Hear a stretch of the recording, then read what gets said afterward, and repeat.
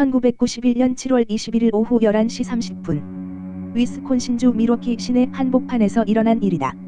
두 경찰이 경찰차로 순찰을 하던 중에 왼쪽 손목에 수갑을 늘어뜨린 한 흑인 청년이 비명을 지르며 뛰어왔다. 그러면서 젊은 백인 남성이 사는 아파트에 끌려가 갑자기 수갑을 찼다는 내용이었다. 반신반의하던 경찰들은 그가 하도 진지하게 굴어서 아파트 안을 확인하기로 했다. 그 부근 일대의 특징은 스트릿바나 게이바가 넘쳐나 그런 업종에 종사하는 이들만 우글거리는 수상한 장소였으며 평범한 주민은 거의 없었다. 흑인이 안내하는 대로 옥스퍼드 아파트 213호의 초인종을 누르자 그런 장소에 어울리지 않은 얌전한 듯한 모습의 남성이 얼굴을 들이밀었고 제프리 다머라는 이 남성은 경찰에게 매우 침착하게 대응했다. 아니요, 그건 장난이었습니다. 그와는 술을 마시고 있던 중이었습니다.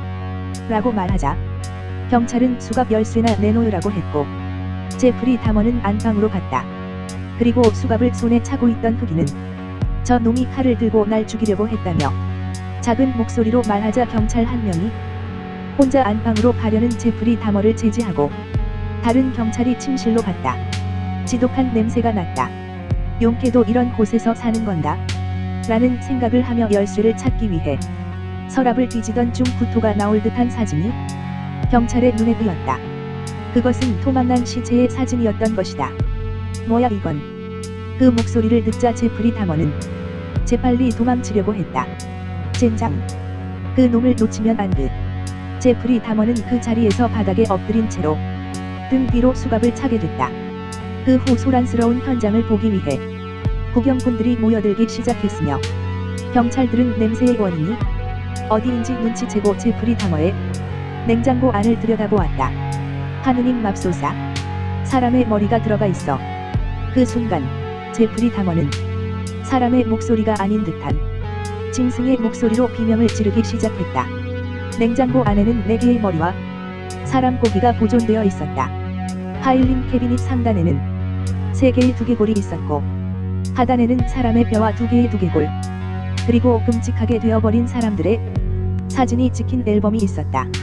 냄비 속에는 2개의 머리가 끓고 있었으며 심하게 손상되어 있었고 다른 용기에도 사람의 손발과 내장 같은 걸로 가득 차 있었다. 유리병 속에는 남성의 성기가 포르말린에 절여져 있었다. 현관에 놓인 푸른 나무통은 염산으로 가득 차 3개의 동체가 있었다. 마치 도살장과도 같은 미친 풍경이었다. 더욱 무서운 건 냉장고 안에 인유궤에는 음식조차 없다는 것이었다. 이 그로테스크한 광경 모두가 제프리 다머가 사람을 먹고 산다는 것을 보여주는 것이었다. 이렇게 얌전한 청년이 사람을 먹고 사는 식인귀였다니 이해 불가능했으나 그런 제프리 다머에 대해 알 수 있게 해주는 것은 제프리 다머의 아버지 라이오넬 다머가 적은 숙이었다. 제프리 다머는 1960년 5월 12일 라이오넬 다머가 공대생이었을 시절 아내 조이스와 결혼해 낳은 첫 아이였다. 다시 생각하면 우리는 당시에 아이를 키울 각오가 되어 있지 않았다. 조이스는 심한 입덧이 있었으며 항상 라이오넬에게 신경질적으로 굴면서 다양한 약을 복용했다. 하루에 26알씩 먹었다고 하니 비정상적이었으며 이런 영향 때문에 식인귀 제프리 다머가 태어난 것이 아닌가 싶다. 임신 중 과다한 약물 복용은 매우 위험한 행위이다.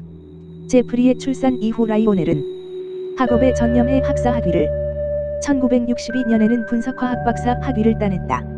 그리고 라이오넬이 그럴 동안 혼자 아이를 돌보던 조이스의 정신 상태는 갈수록 악화되고 있었다. 부부 사이는 항상 다툼이 끊이질 않았으며 어쩔 때는 조이스가 칼을 휘두를 때도 있었다. 제프리가 4살 때 일이었다. 그의 집 마루 밑에서 작은 동물의 볏더미가 발견되었는데 고양이 같았다. 제프리는 그 중에 하나를 잡아 열심히 바라보다 뼈를 땅에 두드리더니 부서지는 소리를 들으며 기뻐했다고 한다. 최근 몇 년 나는 그날 오후에 본 아들의 모습을 떠올린다. 그 광경은 당시엔 어린 시절의 하나의 에피소드에 불과했다. 당시에는 아무 의미 없는 것이었을지도 모르지만 다시 생각해보니 정말 기분 나쁜 사건이었던 것이다. 과거에는 아들과의 추억이었으나 지금은 그것이 그 녀석의 운명의 전조였으며 다시 떠올릴 때마다 벼랑 끝에 선 듯한 오싹함을 느낀다. 4살 때 그 아이는 자신의 배꼽을 가리키며 만약 누군가 이 곳을 잘라내면 어떻게 돼요? 라고 물어본 적이 있다. 자신의 몸에 관심을 가진 순수한 아이의 질문이었을까? 아니면 아이의 마음속에 병적인 무언가가 씌인 것일까?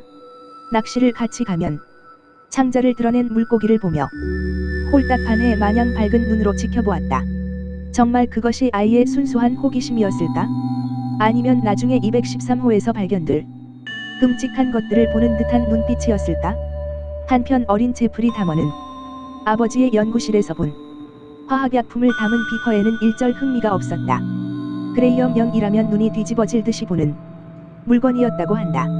제프리와 그레이엄의 살인마로서의 차이를 보여주는 흥미로운 에피소드지만 이런 어린 나이에 살인자라는 미래가 약속되었다고 보장할 수는 없다.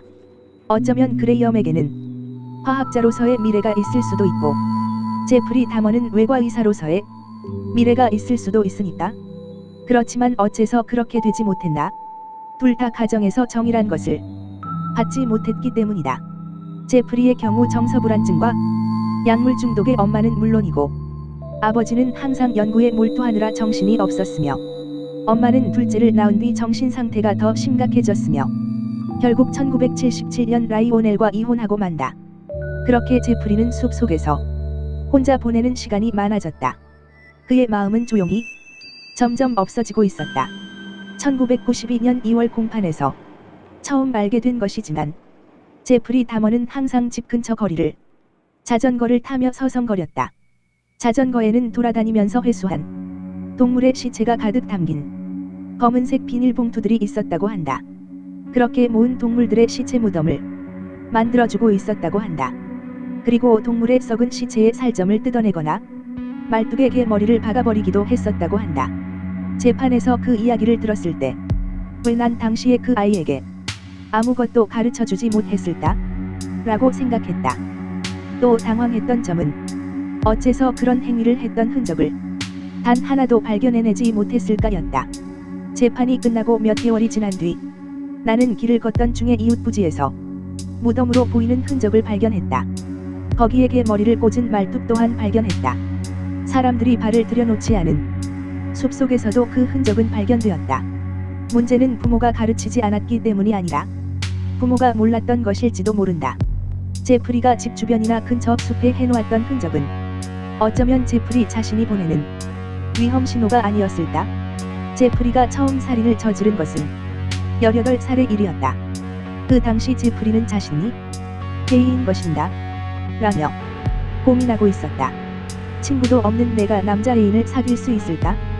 그렇게 상상 속의 애인을 머릿속에 그렸다. 말대꾸하지 않고 달아나지 않고 생각이 같은 그런 연인. 마치 시체에 가까운 존재였다. 1978년 6월 중순 무렵 고등학교를 졸업한 제프리는 스티븐이라는 히치하이커를 만났다. 첫눈에 그에게 반해버린 제프리는 술과 마리화나를 미끼로 그를 집으로 초대했다. 마침 부모님과는 별거 중이라 아무도 없었다. 그리고 스티븐이 슬슬 집으로 돌아가려고 하자 그가 돌아가는 걸 원치 않았던 제프리는 바벨로 그를 때려 죽여버리고 만다. 그리고 시체와 성행위를 한 뒤에 마루에 스티븐을 묻었다. 제프리는 이때 술에 절어 살았으며 돌이킬 수 없는 일을 해버렸고 부모가 이혼하고 아버지가 그를 보러 갔을 때 제프리는 이미 알코올 중독자가 돼버린 뒤였다. 나는 어떻게 하면 아들이 좋은 인생을 보낼 수 있을까? 라고 생각했다. 제프리는 목표라는 것이 전혀 없어 보였다. 그의 얼굴은 벽과 같이 공허하고 알코올로 인해 머리까지 이상해져 버렸다라고 생각했지만 항상 그 공허한 눈의 뒤에선 무언가 꿈틀대는 듯한 느낌이 들었다. 제프리의 마음은 마치 잠긴 방에 갇힌 듯 하였고 그 마음에 귀를 기울일 수 있는 건 제프리 본인 밖에 없어 보였다. 그러나 제프리가 어떤 것에 귀를 기울이고 있었는지 지금은 알고 있다. 제프리가 거실 소파에서 꼼짝 않고 앉아 생기 없는 눈으로 창밖을 바라볼 때 어떤 생각을 했는지 지금은 알 수 있다. 제프리는 몇 달 전 저지른 살인 현장의 소리를 듣고 있었다. 공포와 불안을 품고서 그 광경을 몇 번이나 되풀이하며 보고 있었다. 그 나락으로 떨어진 눈에서는 끊임없는 호러쇼가 되풀이되고 있었던 것이다. 그 당시 술만 마시는 제프리를 비난하는 나의 이야기를 들으며 제프리는 영혼 없는 표정으로 계속 고개를 끄덕였다. 나의 질책은 들리지 않았을 것이다. 왜냐하면 자신이 저지른 일에 비하면 정말 사소한 일에 불과하기 때문일 것이다. 대학에 입학도 시켜보고 군 입대도 시켜봤지만 소용이 없었다. 제프리는 술로 반복되는 나날에서 빠져나올 기미가 보이지 않았다. 이런 아들을 결국 라이오넬은 엄마에게 맡겨보기로 했다. 그리고 제프리는 초콜릿 공장에 들어가 일을 하기 시작했고 전지요양은 성공한 듯 보였다. 그러던 어느 날 할머니 캐서린은 제프리의 방에서 남자 마네킹 모양의 인형을 발견했다. 그 소식을 들은 라이오넬이 제프리에게 묻자 제프리는 백화점에서 훔친 것이라 답했다. 대체 뭐 때문에? 제프리가 게이인 것은 알고 있었다.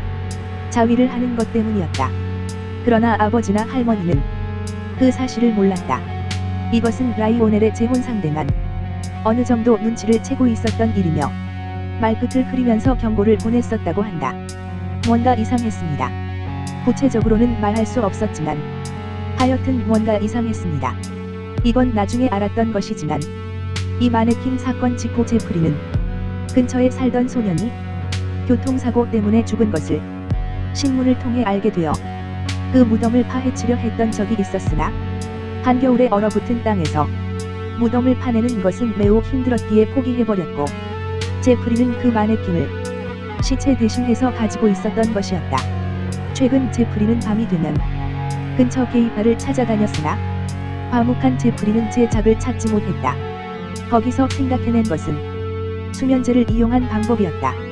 마음에 든 남성에게 술을 산다고 말을 하고 빈틈을 노려 수면제를 탄 뒤 의식이 몽롱한 상대를 1인실로 데려가고 성관계를 했다. 그 후 제프리가 술에 수면제를 타고 있다는 항의가 게이바에 끊이질 않았으며 의식을 되찾지 못하고 응급실에 실려간 사람까지 있다는 소식이 들려왔다. 이것 때문에 제프리는 경찰에 끌려간 적이 있으나 상대가 고소를 하지는 않았기 때문에 바로 풀려났다. 하지만 게이바로 출입하는 것은 금지되었다. 이후부터 제프리 다머는 식인 비로소 각성하기 시작한다.